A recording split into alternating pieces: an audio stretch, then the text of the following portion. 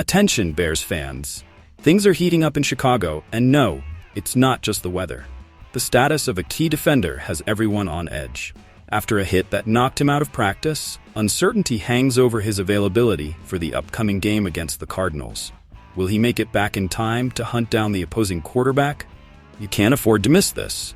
Stick around until the end for all the details. But that's not all, because controversy is brewing. A cornerback has put the coach in a tight spot after a taunting moment blew up on social media. What will happen to his status for the game against the Cardinals? The coach is caught between a rock and a hard place, and fans need to know how this saga will unfold. And here's the best part: the return of an offensive guard who could shake things up on the line. After a few weeks on the reserve list, he's been cleared to come back. But will it be enough to rattle the opposing team and bolster Chicago's offense? The competition is fierce, and the Bears might be on the verge of making a strategic move that everyone will be talking about. Don't miss what's coming up, and make sure to subscribe for more updates on your favorite team. Attention, Chicago Bears fans.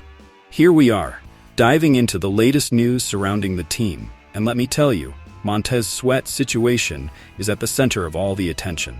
What does his absence in practice today mean? I believe we're facing a critical situation that could impact the team's performance this Sunday against the Rams.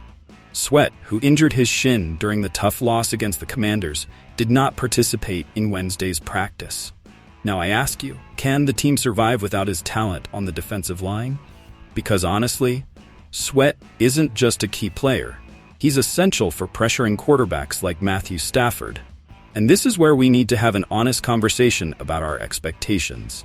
Coach Matt Eberflus has said there's hope Sweat will be ready for the game. But what if he isn't?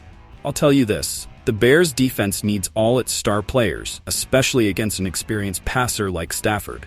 The defensive line has to be ready to set the pace, and without Sweat, that could be a monumental problem. But it's not just about Sweat. Let's take a look at the other names on the injury list.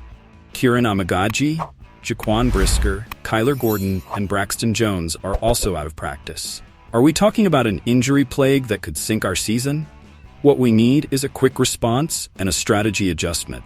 How well can the team handle these absences? This tests not only the players, but also the coaches.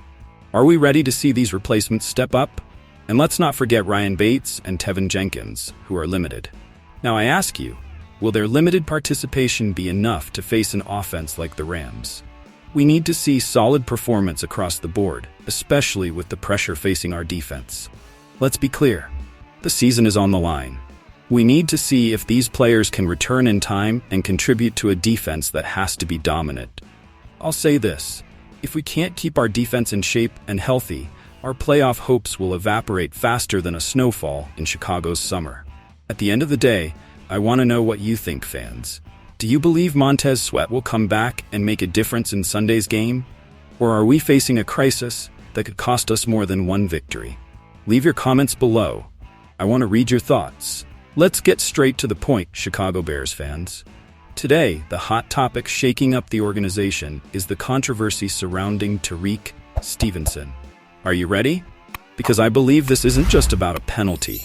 It's a reflection of the current state of our team and its culture. Let's break this down.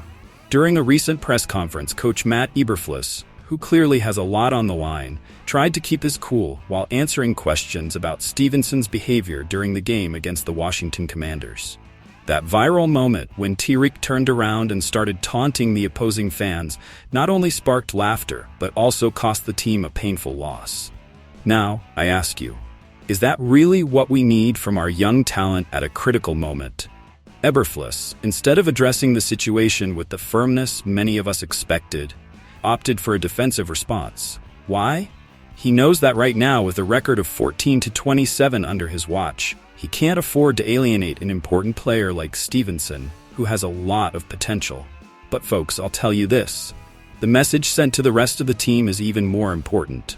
If we let a player like Stevenson bypass team rules without consequences, what does that say about our commitment to discipline and the HITS philosophy we promote so heavily? Eberflus said the punishment was already there, the loss. But now I ask, is that enough? Is that really a suitable lesson for a player who, despite his skills, seems to need a wake-up call?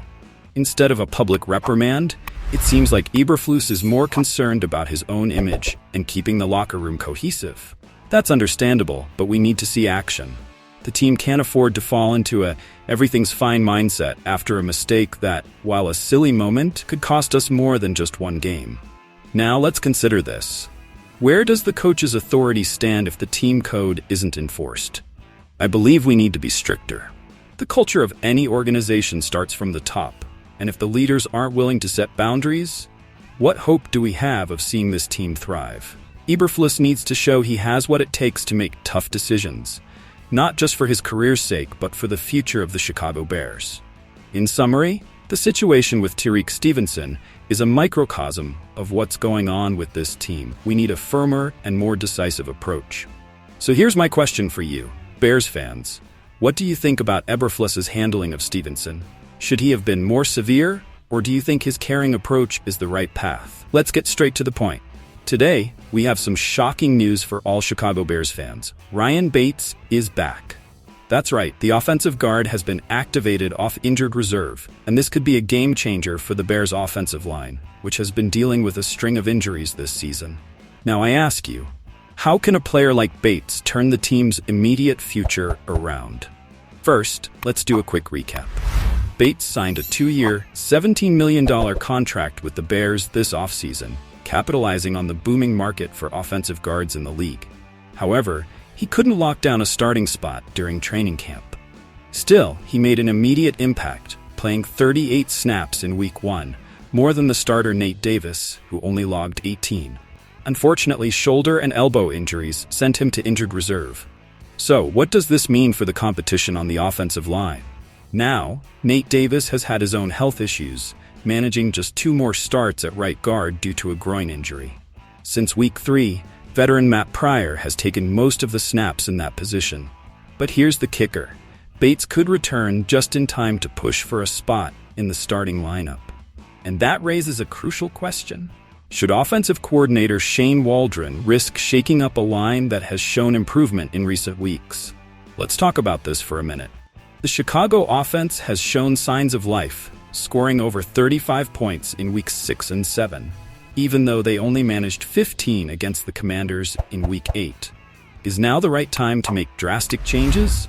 Or should Waldron stick with the current unit that started to get things right? Plus, don't forget that starting left guard Tevin Jenkins was limited in practice on Wednesday due to a knee injury. If Bates can quickly reintegrate into the offense, he could be a crucial option to replace Jenkins if needed. Now, I'll say this. Bates' return isn't just important for his skills, but also for the depth it adds to the offensive line. But is that enough to take this offense to the next level? In conclusion, this is where I really want all of you to chime in. Do you think Ryan Bates should reclaim his spot in the starting lineup once he's ready to play, or should we let the current chemistry continue to develop?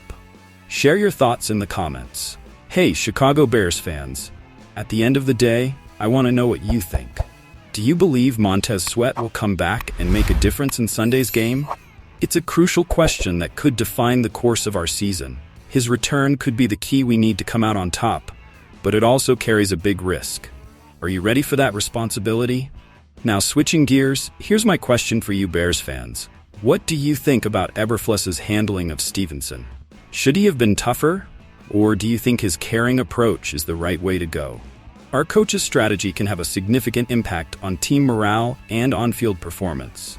I want to hear your thoughts on how this could affect our team's future. Finally, let's talk about the lineup. Do you think Ryan Bates should reclaim his spot in the starting lineup once he's ready to play? Or should we let the current chemistry keep developing? That's a decision that could influence the team's dynamic. And your voices matter in this discussion. So if you're as passionate as I am about the news and future of our Chicago Bears, I invite you to be part of this amazing community. Subscribe to the channel and join our fan family, where every opinion counts, and together we share the excitement of every game. And remember, go Bears!